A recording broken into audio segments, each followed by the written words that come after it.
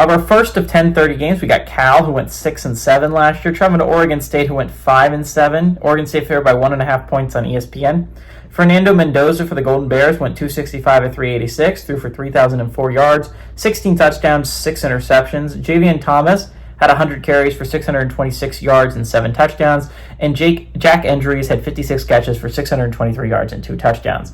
Oregon State, Giovanni McCoy went 123 at 202, threw for 1,300 yards, 3 touchdowns, 6 interceptions. Anthony Hankerson had 232 carries for 1,082 yards and 15 touchdowns.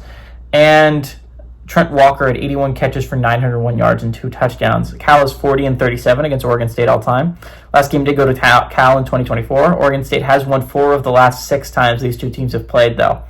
So it's a pretty close rivalry. Last time Cal went on the road and beat Oregon State was in 2018.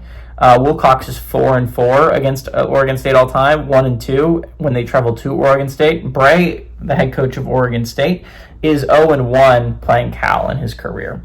So I think the big question here is, how quickly does Maalik Murphy get into this Oregon State offense, right? Because that is the massive question, to me at least, is Maalik Murphy leaves Duke for Oregon State, right? I assume for the money, because the path to the college football playoffs is not clearer at Oregon State than it was at Duke, right?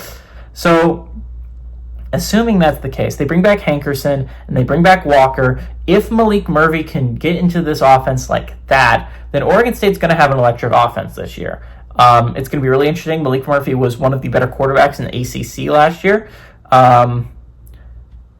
Hankerson was a hell of a running back. Trent Walker was a good receiver, and if you give Oregon State a quarterback that can actually throw the football, I think Oregon State's a little bit of a dangerous, sneaky team. Now, obviously, again, the same thing applies to Washington State, as I was talking about earlier, as it does to Oregon State. I don't know the path to the college football playoffs for Oregon State. You would have to go 12-0 and hope and pray that there's no one that they like more. All that being said, Cal is not going to do well this year. I was a big fan of Cal heading into the year. If they had kept Fernando Mendoza, I would have been on that Cal train, right?